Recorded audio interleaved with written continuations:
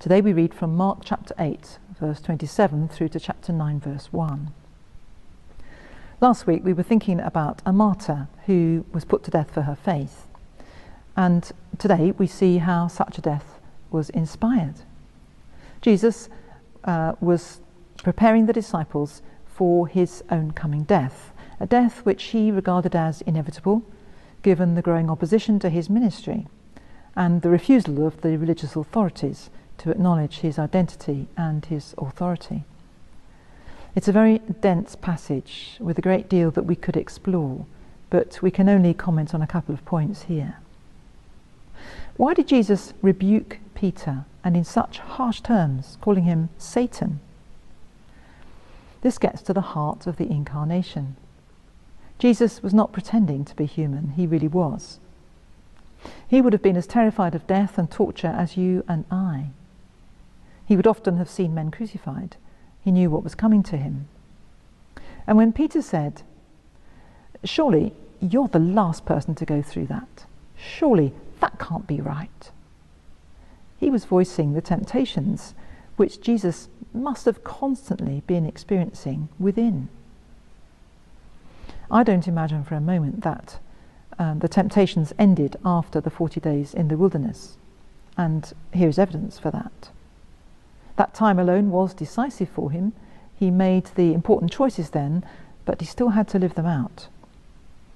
Jesus had decided to take this road, to go this way, to let them do whatever they wanted to him and not to resist, but to continue loving them all to the end.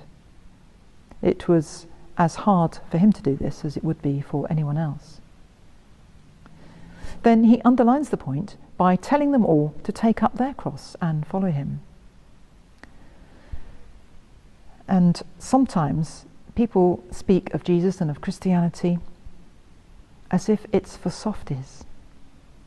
Following Jesus meek and mild, leaning on God instead of standing on their own 2 feet. It's an ironic distortion of the actual gospel. Jesus wasn't meek and mild at all.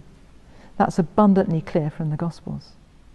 And the business of following him, well, here he emphasizes that it involves a cross carried on my shoulders.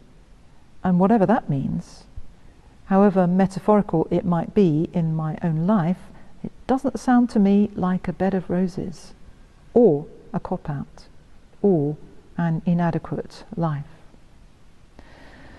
On the contrary, it sounds like a challenge which I'm not at all sure I can live up to. Certainly not in my own strength and courage. Then comes the paradox, the mind-boggling idea that we only find life by giving it up. We only experience real, true, full, abundant life once we're prepared to let go of it. That if we grasp onto life, it will slip through our fingers.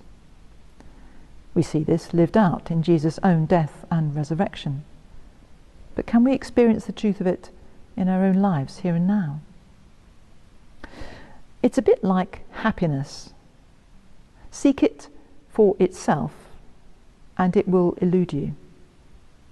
But get thoroughly stuck into some aspect of life, some activity, helping others, practicing a musical instrument, playing a sport, and in that complete focus, you will be happy.